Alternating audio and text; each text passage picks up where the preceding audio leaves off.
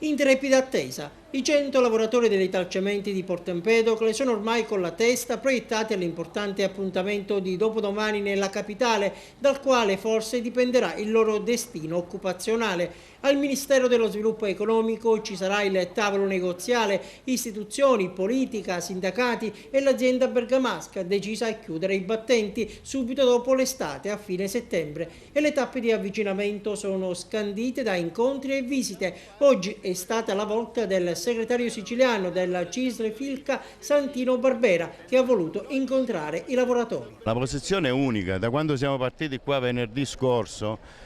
Noi chiediamo lavoro, non chiediamo né cassa integrazione né ammortizzatori sociali. Noi diciamo che lo stabilimento può e deve rimanere produttivo. Poi fra le parti sociali, cioè la politica siciliana, la politica di Porto Empedocle, le organizzazioni sindacali e soprattutto l'impresa, perché dipende molto dalla volontà dell'impresa, dobbiamo trovare soluzioni possibili affinché questo cementificio diventa produttivo di nuovo. A fare gli onori di casa a Barbera il reggente provinciale della CISL, Salvatore Montalbano. Lo stabilimento di Italcementi sta molto a cuore alla CISL agrigentina regionale, per il semplice fatto che Italcementi rappresenta l'unica fiammella industriale nella nostra provincia, una provincia che è l'ultima in classifica per reddito.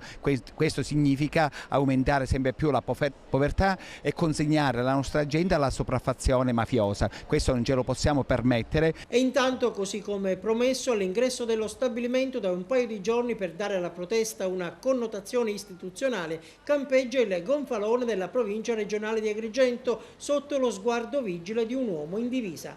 Protesta comunque che scorre sempre sui binari della civiltà ordinata, anche se inevitabilmente qualche disagio lo arreca. I lavoratori a turno attraversano sulle strisce pedonali e rallentano il traffico veicolare in transito sulla statale 115. E loro, gli automobilisti, come reagiscono? Devono scioperare ad oltranza scioperare. Sono d'accordo, fanno bene.